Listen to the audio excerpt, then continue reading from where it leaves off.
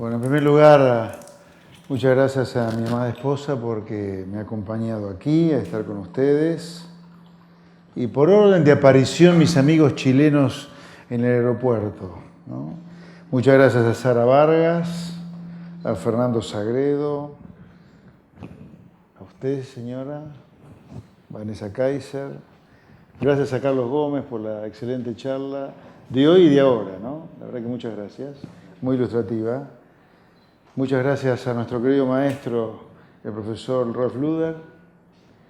Y gracias a don Carlos Soto, que está detrás de la vitrina ya manejando el audio.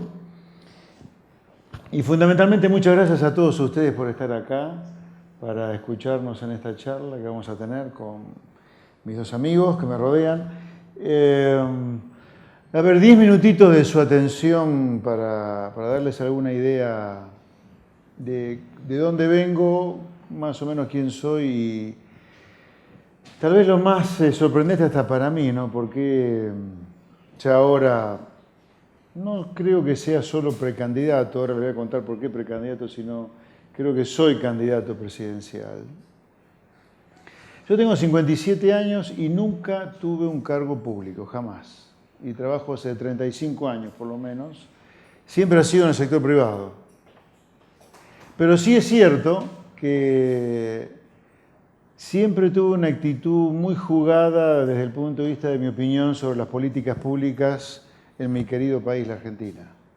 Siempre fui una persona muy frontal, siempre me gustó pelearme con los malos y como los malos son los que predominan en Argentina, por eso nos va tan mal, me he vivido peleando en la televisión y en la radio con infinidad de personajes. Con los años me fui preocupando cada vez más por nuestro deterioro. Si bien lo vamos a discutir probablemente con mis compañeros de mesa, para que tengan una idea, Argentina en la primera mitad del siglo XX llegó a ocupar el número 1 del mundo en ingreso per cápita, o sea, fue el país más rico del mundo en un momento dado. En promedio, en los primeros 50 años del siglo XX, Argentina fue número 6 en el ranking mundial de ingreso per cápita, así que sin duda Argentina estuvo entre los países más ricos del mundo hasta la primera mitad del siglo XX. A partir de la segunda mitad del siglo XX y hasta hoy Argentina entró en un tobogán que no ha parado. No paró nunca, salvo algunas recuperaciones cíclicas precedidas por grandes incendios, por grandes crisis. Pero Argentina, de ser número 6 en el ranking mundial de ingreso per cápita a mediados del siglo pasado, hoy está rumbo al número 90. Argentina ha perdido más de un puesto por año en promedio en el ranking mundial de ingreso per cápita. Y insisto, solo ha cortado esa caída libre prácticamente, solo por alguna recuperación cíclica después de una gran crisis, ¿no? En Argentina, para que tengan una idea, esto no ha sido solo una mera caída en una tabla de posiciones.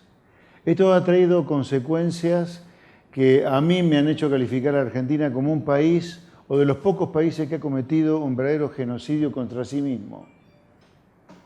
No hay registros, en primer lugar, de que un país que habiendo sido top 10 mundial haya caído a menos de la mitad en la tabla de posiciones del ranking mundial de ingreso per cápita. Punto 1. Punto 2. Argentina hace 30 años que tiene niveles de pobreza de 30%. O sea, hace 30 años que la pobreza en Argentina es del 30%. Hace 25 años por lo menos que Argentina no tiene los niveles de inseguridad ciudadana que hay hoy. A uno lo matan por la calle por un celular directamente. Hasta por 100 pesos algunos chicos que reparten comida. En Argentina nunca hubo el nivel de proliferación de villas miserias que hay hoy. Alrededor de las principales ciudades del país nunca hubo la cantidad de villas miserias que hubo hoy.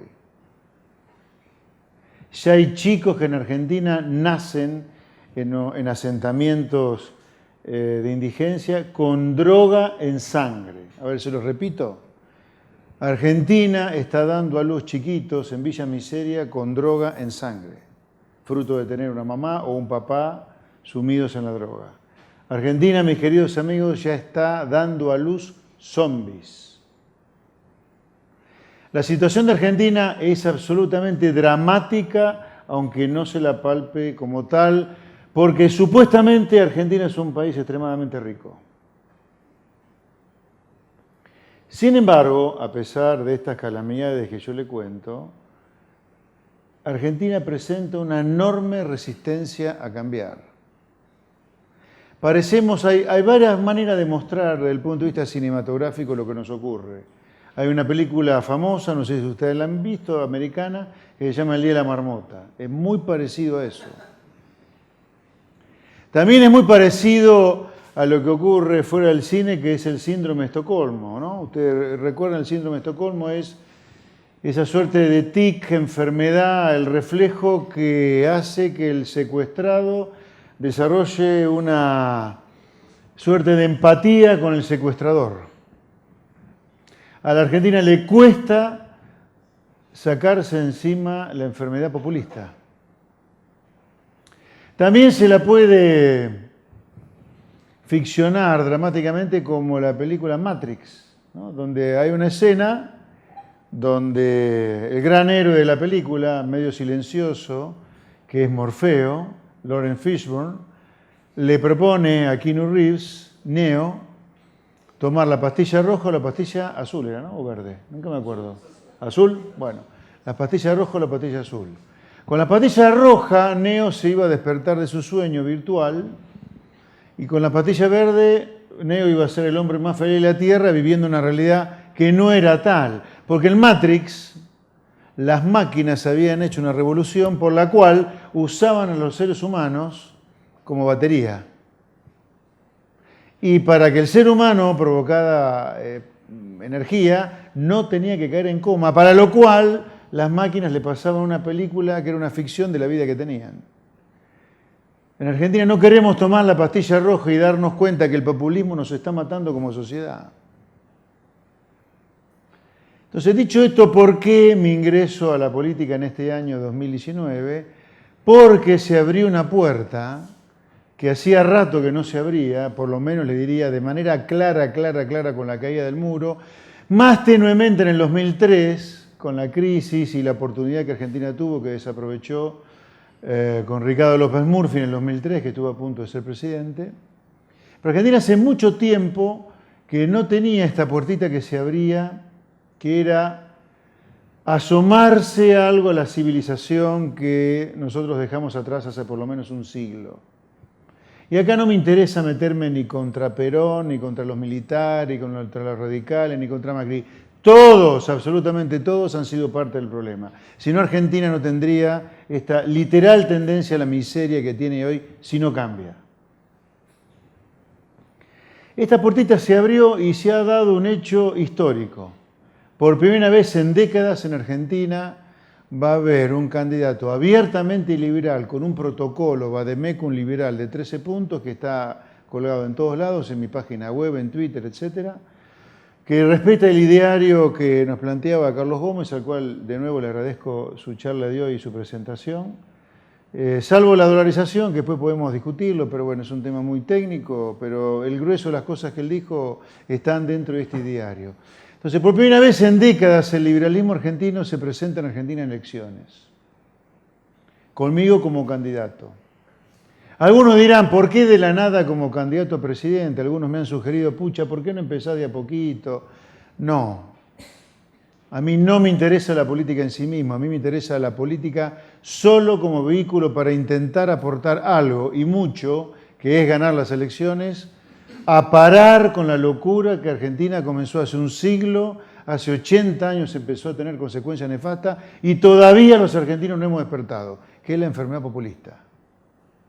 La enfermedad donde hay que vendernos todo más caro a nosotros con respecto a lo que cuesta afuera del mundo para poder generar el empleo industrial, el proteccionismo.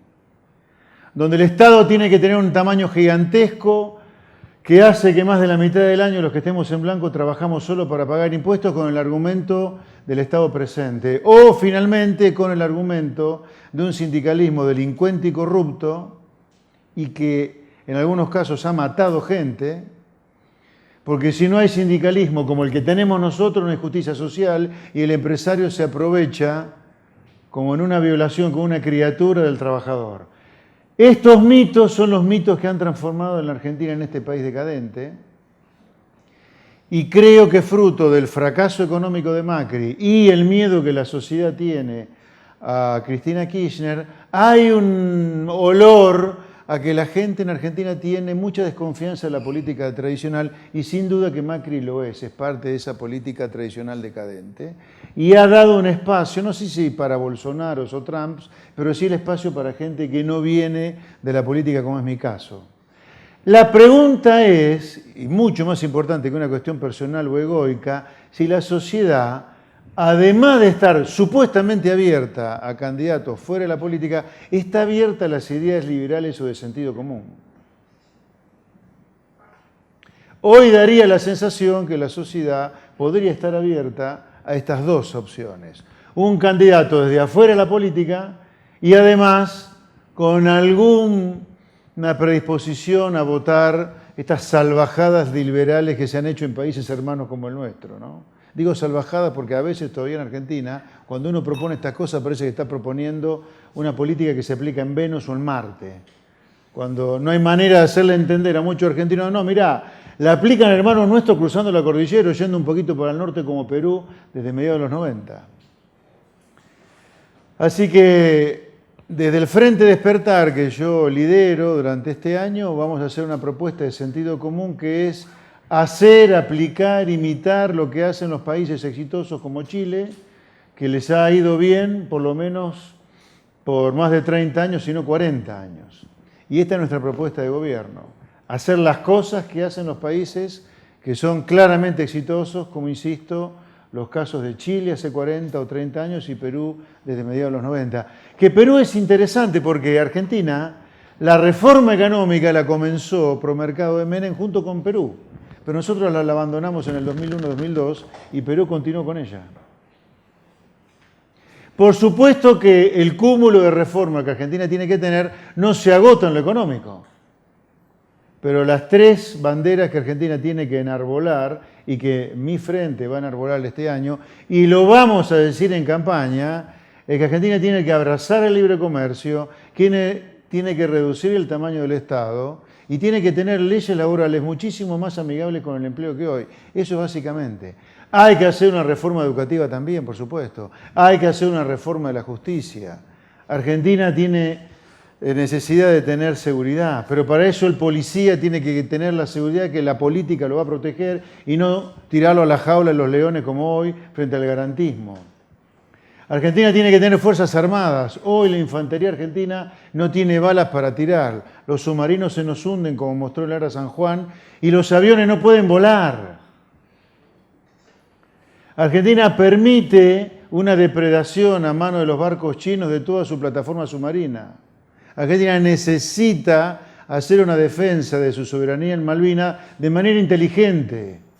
No golpeándose el pecho solamente que las Malvinas son argentinas, sino siendo inteligente y hacer comercio con Gran Bretaña, por ejemplo, cuidando el mar, junto con Gran Bretaña, que es depredado por, en su mayoría, barcos chinos completamente ilegales. Insisto, hay un montón de reformas para hacer, pero las económicas son estas tres que nombraba antes. Gracias por su atención y ahora disponible a las preguntas de ustedes y al diálogo con ustedes.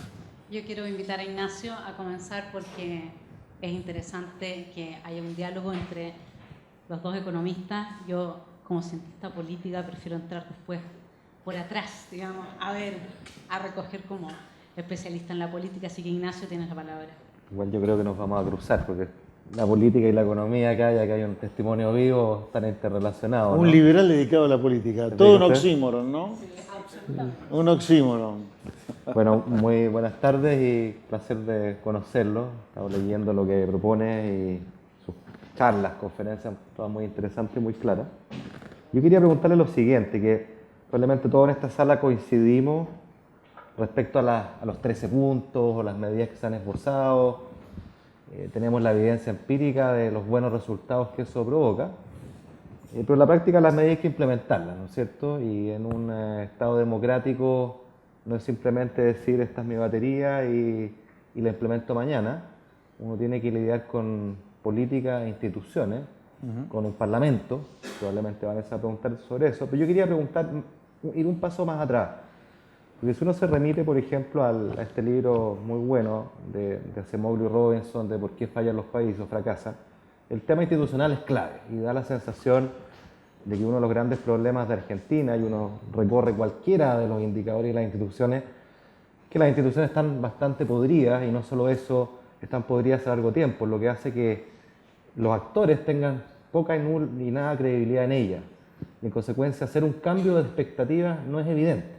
Hoy día nadie confía en el Banco Central, nadie confía en la justicia.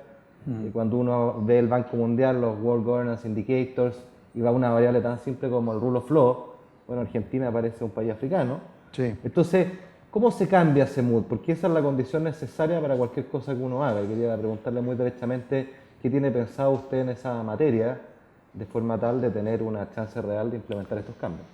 Bueno, a ver, la institucionalidad no es un concepto etéreo, la institucionalidad es simplemente el respeto a reglas que yo diría, en el caso de Argentina, las reglas que necesita son de mercado y competitivas. Es el respeto a eso, sería la institucionalidad.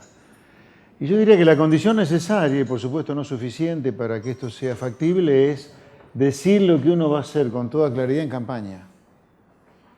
Nuestro proyecto no es un proyecto testimonial, es un proyecto de poder.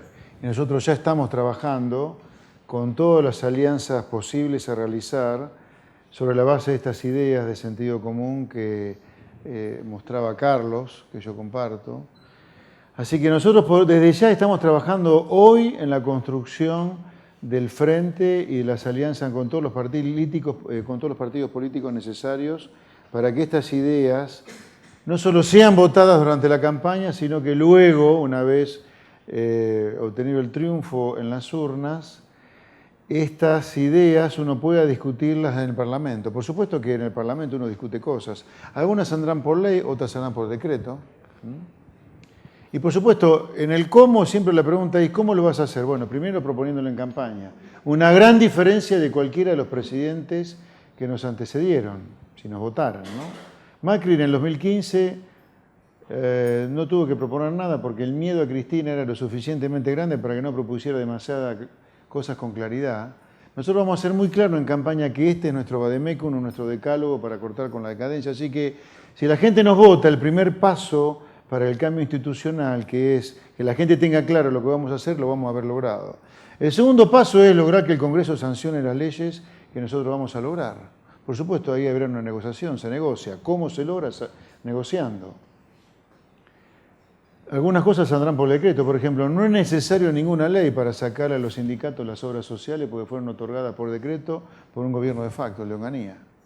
Y yo creo que es clave quitarle ese poder económico que tienen los sindicatos en Argentina, que lo usan para conspirar contra los poderes constituidos y para no darle ningún tipo de salud a los afiliados.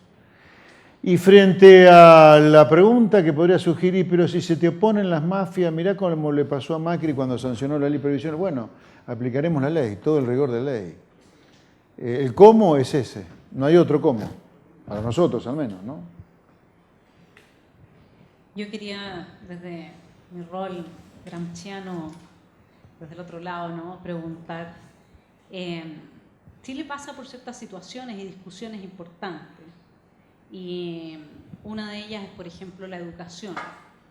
Nosotros hemos implementado un aumento de la gratuidad en la educación que genera ciertos déficits a las universidades y últimamente se ha visto que hay estudiantes que no han logrado terminar su carrera y por lo tanto se discute la posibilidad de, alargar el beneficio de la gratuidad a quienes no terminan la carrera en el periodo que le cubría inicialmente. Entonces, en lugar de recortarlo, aumentarlo todavía. Entonces, me gustaría que en el fondo, de alguna manera, recoger su opinión, de modo que las personas tengan otra visión, que no solamente sea la compasión para el que quedó en el camino, que es una visión razonable, digamos, y que uno puede entender, sino que una visión también distinta que hable desde otro lugar. Si pudiese comentar según la experiencia argentina, ¿no? Sí, a ver, la experiencia argentina en materia educativa es absolutamente demoledora por lo mala, ¿no? Hoy los chicos que van a escuela pública arrancan el año con 40, 50 días menos de clase. En la universidad el que se gradúa el 20% de los que ingresan y se gradúan en el largo plazo, no en el corto, ¿no? Prácticamente no hay alumnos que terminen la universidad en 4 o 5 años, como debería ocurrir. Ahí nosotros tenemos pensado una batería de cambios, de propuestas. Yo creo que debería limitarse o prohibirse directamente el derecho de huelga en la educación, que debería ser considerado para nosotros como un servicio público esencial. No hay derecho que los chicos pobres arranquen, insisto, con 40, 50 días sin clase todos los años. Por supuesto que hay que pagar de manera razonable a los docentes que están en la escuela pública, ¿no? Creemos también que el subsidio de existir de parte del Estado no debe ser del lado de la oferta, sino de la demanda, sino hacerlo con el sistema de vouchers, hablando de escuela primaria y secundaria. La universidad, nosotros creemos en dos cosas: en el examen de ingreso y en el arancelamiento. Y usar los recursos públicos para, en todo caso, dar becas a los mejores alumnos para que cursen la universidad. Y eventualmente también yo creo que Argentina debería tener un presupuesto muy amplio en materia educativa para becar a los mejores alumnos universitarios en estudios de posgrado en las mejores universidades del mundo. Argentina tiene que tirar a la basura, eliminar la xenofobia a todo nivel que tiene, y en particular la educativa. Prácticamente Argentina no subsidia desde el Estado a ninguno de los mejores alumnos que surgen de las universidades. Los chinos tienen como proyecto estratégico enviar a estudiar a las mejores universidades americanas a sus mejores graduados. El comunismo chino manda al país capitalista por autonomacia, que es Estados Unidos, a sus mejores graduados a estudiar. Argentina no envía a nadie prácticamente. Así que nosotros creemos todo lo contrario a lo que tú comentas que ha hecho Chile en los últimos años, de ninguna manera. Ya que tocas ese tema, en materia de planes sociales, nuestra propuesta es variada también, porque tiene que ver con esto: dar incentivos al esfuerzo y a la responsabilidad. Hoy la manera en la cual están articulados los planes sociales son un subsidio a la procreación irresponsable de las clases más bajas. Nosotros creemos que el subsidio debe ser en función inversa a la cantidad de chicos que tiene un hogar que recibe la asignación universal por hijo. O sea, a mayor cantidad de chicos, relativamente menos subsidio. Creemos también que inicialmente el beneficiario de plan que cobre en efectivo tiene que trabajar, basta de subsidio en efectivo sin trabajar, y si no trabaja será en especie. Y con el tiempo el plan tiene que ser eliminado. Con el tiempo, digo, cuando la economía crezca, debe ser eliminado y ser reemplazado por una tarjeta que diga: usted no es más beneficiario de un plan, usted tiene una tarjeta que diga: usted va a ser contratado luego de un proceso de formación sin cargas patronales en cualquier trabajo que usted sea elegido. Porque eso no tiene costo fiscal para el Estado. Hoy un plan social no es costo fiscal porque es gasto. No hay pérdida de recaudación porque no se paga ninguna carga patronal sobre eso. Por lo tanto, darle un carnet que diga libre de cargas patronales si es empleado no genera ningún costo para el Estado. O sea, la idea es cambiar un poco el incentivo redistributivo de todo lo que es la educación y el plan, ¿no? Argentina está enferma de redistribución. Eso es una cosa que hay que atacar de plano. Sí, yendo a su plan fiscal, Argentina es bien extraordinario para el lado malo, digamos, que tiene un gasto público, un tamaño del Estado, 40% del PIB, o sea, de país europeo, pero con un ingreso per cápita que es la mitad del promedio de la OCDE, y al mismo tiempo acumula déficits fiscales sistemáticos. El gobierno de Macri ha hecho intentos, no lo ha logrado bajar, sigue el 7%, 6% del producto. Entonces yo quería preguntarle, ¿cómo usted va a atacar ese problema? Yo leía en su programa que parte de lo propuesto tiene que ver con disminuir, ¿no es cierto?, desvincular exceso de empleo público. Ahí probablemente usted se va a encontrar con la fuerza de esos sindicatos públicos, que ya sabemos que en Argentina son duros. Entonces, quería conocer en detalle cuál es, por ese lado, el approach que usted va a seguir y por el lado de los ingresos, porque otra particularidad en Argentina, yo imagino que usted también, y lo dijo acá, quiere reducir la carga tributaria, tiene que ver con la discusión de la estructura tributaria. En Argentina es bien interesante ver que a nivel del impuesto a la renta, a nivel de las personas, el tramo exento es gigantescamente alto, o sea, se empieza a pagar a 2,5 veces el ingreso promedio, en Chile es poco más de 1, ahí eso que la base ya es reducida, y en Europa está bajo 0,5, entonces nadie paga impuestos, probablemente se desconfía del sistema tributario y por lo tanto exacerba el problema de ingresos. Entonces son esas dos preguntas, ¿cómo ataca el gasto y cómo ataca la estructura tributaria dada una carga tributaria más baja? Bueno, voy a empezar por el segundo porque es el más desafiante. En Argentina, la vieja política ya entiende que la gente está cansada de pagar impuestos y empieza a hablar de que hay que bajar impuestos. Uno de los candidatos presidenciales, que la verdad es un verdadero caradura como Sergio Massa, el creador del impuesto a la renta financiera, que es gran parte causante de la crisis que tuvimos el año pasado, hoy dice, no puede ser que la gente pague tantos impuestos. Entonces, el nuevo populismo en Argentina se ha ayornado y ahora dice que hay que bajar impuestos, lo cual es una verdadera irresponsabilidad si no se dice qué gasto vas a bajar, porque la situación fiscal argentina es límite. A ver, hay mucha duda si Argentina va a poder pagar la deuda el año que viene. Así que usted no puede bajar el gasto, los impuestos sin decir qué gasto baja, porque es una verdadera irresponsabilidad. Así que arranquemos por ahí. Para hablar de bajar impuestos hay que bajar el gasto público, no hay manera, pero no solo no hay manera, sino que el gasto público tiene que bajar mucho más porque hay que bajar el déficit y bajar impuestos después, ¿no? Entonces, el desafío que hay con el gasto público es monumental, monumental. Después de ver el gasto público, pero quiero terminar con el tema de los impuestos. Dicho esta primera cosa sobre los impuestos, voy a decir una segunda cosa sobre los impuestos. Como concepto filosófico, o sea, probablemente en el mediano y largo plazo, nosotros creemos que la primera cosa, si usted va a cobrar impuestos, nunca puede cobrar impuestos al comercio exterior, porque lo que es innegociable para Argentina es la apertura de la economía. Entonces usted no puede cobrar ni retenciones a las exportaciones, ni aranceles a la importación. Cero los dos. De hecho, yo propuse en su momento, que desencadenó una ola de críticas terrible en Argentina, que habría que poner en la Constitución cero retenciones a las exportaciones y cero aranceles a la importación. ¿Te imaginan en una Argentina proteccionista lo que eso causó, no? Pero bueno, si usted va a cobrar impuestos, no cobre impuestos al comercio exterior porque la apertura de la economía debería ser la primera cosa que usted debería defender con uñas y dientes. Dicho esto, si elimináramos los impuestos al comercio exterior, ¿qué impuestos poner? Y yo creo que ahí yo iría a un IVA a tasa uniforme y generalizada. Sin duda, sin ninguna excepción, IVA generalizado y uniforme. Pero claro, eso nos deja la posibilidad para recaudar no más de 25 puntos el producto. Y bueno, es el gasto público que hay que tener, de 40 a 25, 15 puntos menos. Sobre la otra parte de la pregunta tuya de lo que se paga hoy de impuestos. En Argentina se paga muy poco impuesto a la renta, pero porque se paga una enormidad del resto de los impuestos.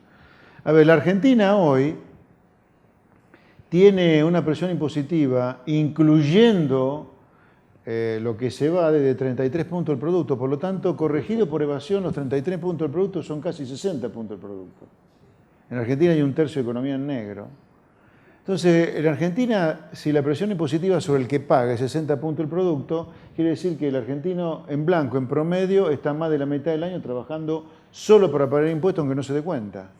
O sea, la presión impositiva en Argentina es salvaje. Entonces, cuando decimos que el impuesto a la renta es bajo, cuidado que al mismo tiempo la presión impositiva en Argentina es salvaje. Entonces, si es cierto que el impuesto a la renta personal es bajo, ¿cómo es que la presión impositiva es salvaje? Porque hay retenciones a las exportaciones, aranceles a la importación, impuesto al cheque. Y la otra cosa, Argentina es el país en el mundo que más grava el consumo. Si uno suma el IVA, impuestos internos, ingresos brutos y otra calamidad de impuestos sobre el consumo, Argentina el consumo está gravado como en ningún otro lugar del mundo. Entonces es cierto, pagamos poco impuesto a la renta personal, pero la montaña que recaudamos de impuestos de otro tipo es monumental, ¿eh? Antes de darle la palabra a Vanessa, ¿ha pensado en su programa, probablemente sí, la alternativa de un impuesto plano y o un impuesto negativo al ingreso como parte de la política social? Sí, podría ser, sí. Sí. Yo creo que a todos podría llamarnos la atención que hable de que las ideas liberales son las ideas del sentido común, sobre todo viendo a Argentina. Creo que hay un desafío importante en esa impronta de lo que está diciendo. Entonces, pero parece que al contrario, que las ideas, por lo menos a primera vista, cualquier persona diría, bueno, pero ¿cómo van a ser sentido común? Si en realidad lo que la gente siempre está votando es justamente, o sea, la gente estaría en contra de su propio sentido. Y luego me gustaría que explicaran en qué sentido, vale la redundancia, las ideas liberales son de sentido común y cómo pueden confrontarse a la realidad que está instalada, digamos, desde los mitos en los que creen los argentinos. Sí, a ver, hoy a una parte no menor de la población algo de ruido le está haciendo el populismo, o sea, lo no liberal, lo no sentido común, porque las cosas han llegado a un punto no de no retorno, sino que a la gente le está haciendo difícil la vida ya. O sea, ya la gente está viendo que por culpa de este tamaño del Estado no puede disfrutar ya prácticamente nada de su ingreso, porque en teoría cobra algo, pero a la larga no cobra nada, porque o se lo lleva el Estado o si no se lo lleva el Estado de manera abierta con los impuestos, se le lleva una crisis cuando te licúa el salario o te rompe la empresa y te fundís como hoy, donde están cerrando locales tradicionales históricos en Argentina por la recesión que estamos sufriendo. Entonces, el hecho que se esté habilitando el supuesto no sentido común argentino y la idea liberal es justamente porque el populismo está atravesando por una de sus tantas fases críticas. Lo increíble del populismo es la capacidad que ha tenido para regenerarse sin prisa y sin pausa en Argentina. Entonces hoy yo creo que esta ventanita que se abrió a las ideas de sentido común es justamente porque transitoriamente, probablemente o no, el populismo, nuestra matrix, nuestro síndrome de Estocolmo, está sufriendo alguna grieta, que es la que yo creo que hay que aprovechar. ¿Por qué el liberalismo es sentido común? Y porque somos libres, nos gusta ser libres, es como es de sentido común en primer lugar, ¿no? Queremos disfrutar del fruto de nuestro trabajo, queremos poder viajar donde queramos. ¿Por qué no pagar por las cosas importadas lo mismo que valen afuera, no pagar aranceles a la importación? O sea, para mí el liberalismo tiene algo formidable que es el sentido común que tiene. Por eso, en algún lugar lo hablábamos hoy, yo creo que Argentina está en una discusión preideológica directamente. O sea, estamos tan atrás que discutir ideología tiene poco sentido. A ver, en Argentina el Estado se queda con casi 7 meses de trabajo de 2 y no te da nada. A ver, repito, para el que está en blanco, el Estado en Argentina, aunque no se dé cuenta, no se da cuenta porque hay una gran imposición indirecta, trabajamos más de la mitad del año solo para pagar impuestos. Los costos laborales de Argentina son los más altos del mundo. Argentina tiene el mercado regulado más grande del mundo. Argentina paga aranceles como ningún lugar del mundo. Las barreras no tarifarias son las más altas del mundo. Yo todo esto lo he medido para mi libro La Argentina Devorada. O sea, nosotros hemos normalizado la normalidad. Entonces, si queremos ponerle liberal a nuestra propuesta, está bien. Pero yo diría de sentido común, porque estamos en una etapa casi prediluviana. Sí. No hemos abierto preguntas al público todavía. Yo quería, antes de abrir la pregunta, quería preguntarle su plan sobre algo que es fundamental, ¿no es cierto?, para liberar los espíritus animales tan naturales al ser humano, ¿no?, que es el emprendimiento. ¿Ah? Y es bien sabido por distintas razones que las barreras del emprendimiento en la Argentina son muy grandes, comparado con la OCDE es como 3 veces el indicador, comparado con Chile, Brasil, incluso México, es sin duda más alto. El índice de competitividad global que elabora el Foro Económico Mundial pone a Argentina en la posición 81, 11 en América Latina. ¿Cuál es su plan para liberar ese espíritu? Al mismo tiempo, el acceso al crédito en Argentina con tasa real del 30%, ¿es imposible pretender emprender en el largo plazo? ¿Cómo lo va a abordar eso? Yo diría, la normalización macroeconómica más un proceso de reforma estructural en la apertura y en el plano laboral me parece clave. Digo la normalización porque el plan monetario y fiscal es el centro para normalizar la economía.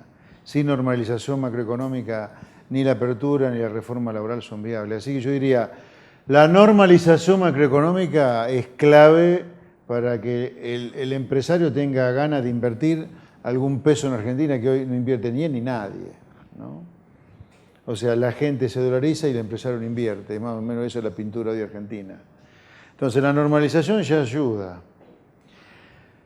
Un tema crítico es, la Argentina necesita hacer una reforma estructural enorme en el sentido de desregular.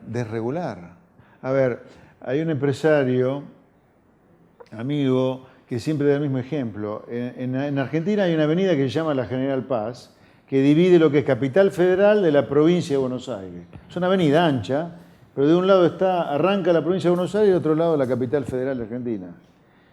Este hombre hace chacinados, o sea, fiambre, groseramente. Él, para cruzar el fiambre de Capital a la provincia de Buenos Aires, tiene que hacer 20 trámites. A la ciudad de Buenos Aires, a la provincia de Buenos Aires, a la nación.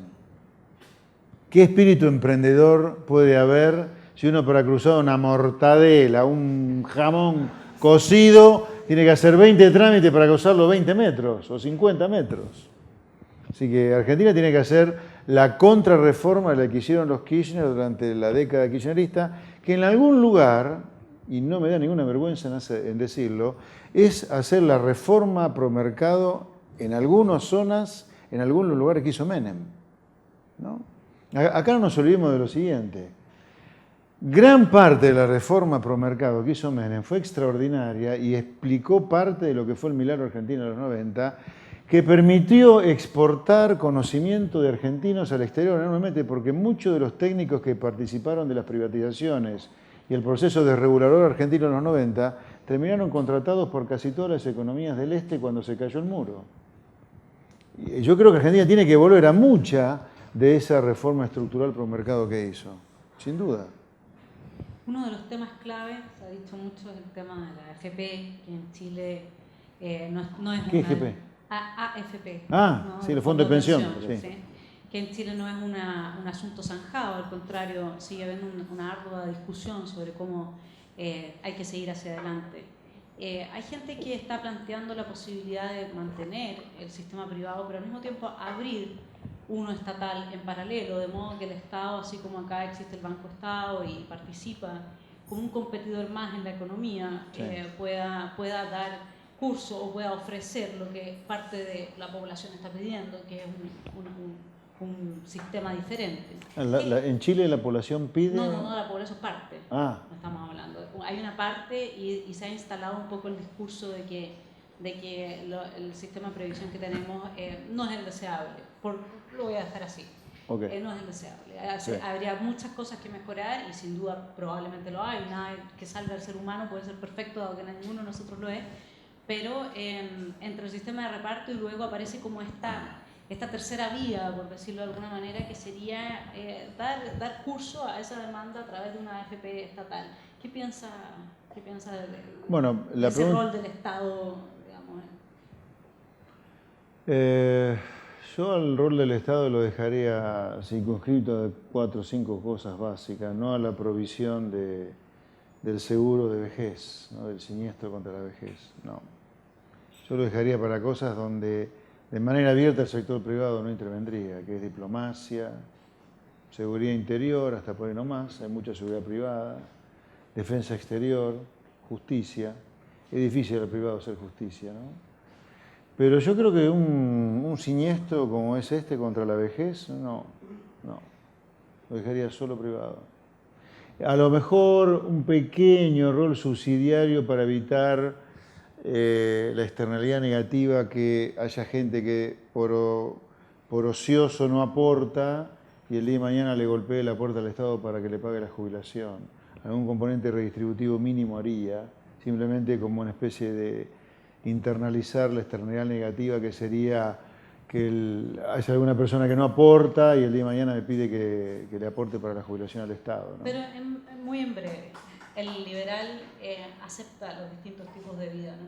Y hay gente que le gusta vivir asociado al Estado, digamos, y que considera que el Estado es el nuevo ídolo, por decirlo en términos de Nietzsche.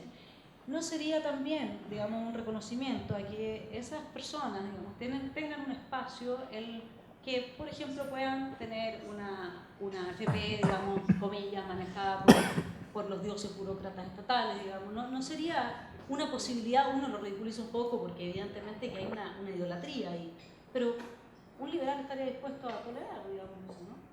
Sí, es una conversación que teníamos hoy, ¿no? La colisión entre el espíritu liberal y, en el caso argentino, no, yo estoy muy contaminado, a lo mejor por lo que nos pasa, donde vos metes un poquito de Estado en algo y se te mete después en el todo de ese algo, fruto de nuestra enfermedad, ¿no? Pero sí, un espíritu liberal debería tolerarlo. Un espíritu liberal adaptado a la Argentina, no. Ignacio, ¿hacer otra pregunta? Voy a pasarme de nuevo al terreno. No, déjeme hacer lo siguiente, porque creo que introduce bien lo que sigue.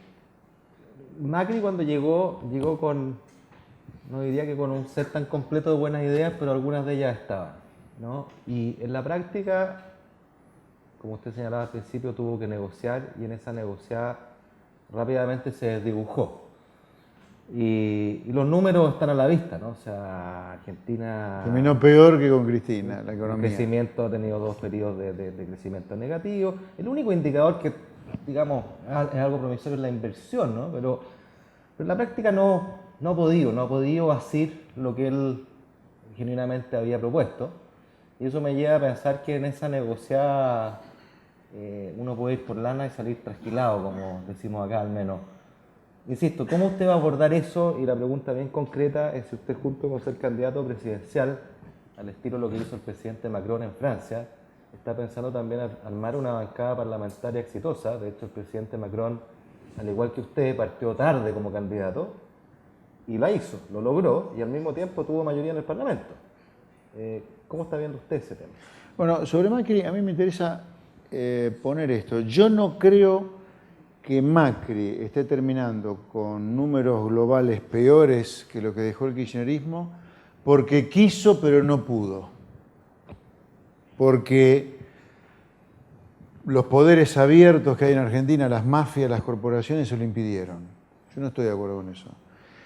Lo que quiso hacer en serio lo pudo hacer a pesar que rompieron la Plaza de Mayo, ese grupo inadaptado, después que sancionaron la reforma previsional en el Congreso que él mandó, que fue muy tibia. Pero él quiso hacer una reforma previsional y la hizo. Le rompieron la Plaza de Mayo, es cierto, pero la reforma previsional salió por ley. O sea, cuando quiso hacerlo, le salió. En el resto yo creo que Macri de ninguna manera quiso, sino que Macri creo que es parte del problema, no de la solución de Argentina. Él directamente transó, no es que transó. A ver, Macri es hijo de un empresario que es el empresario arquetípico, prebendtario y corrupto de Argentina, que es Franco Macri. O sea, Macri no es un hombre que ha nacido en la meritocracia, en la competencia, sino que viene de un hogar arquetípico del problema de la corrupción y del empresario prebendtario argentino. Por lo tanto, yo no creo que Macri haya querido ir contra ese sistema y no pudo hacerlo.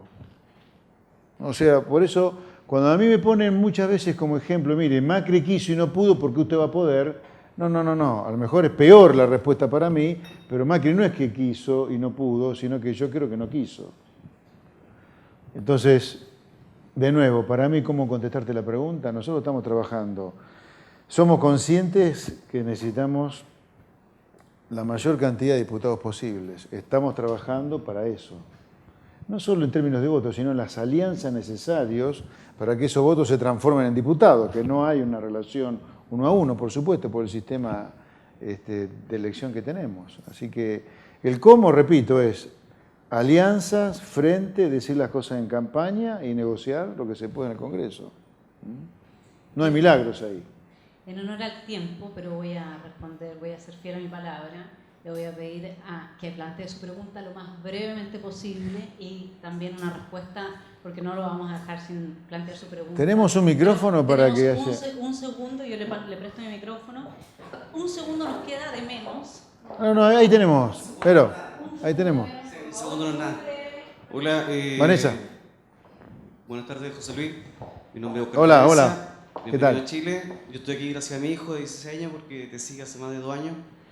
Benjamín. ¡Vamos!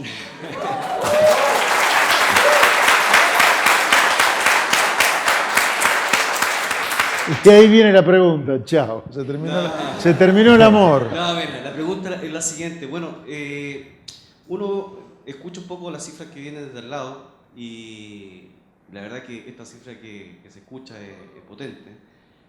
Más del 50% de los niños tienen acceso a una comida al día en Argentina. Ajá. No sé si es cierto o no.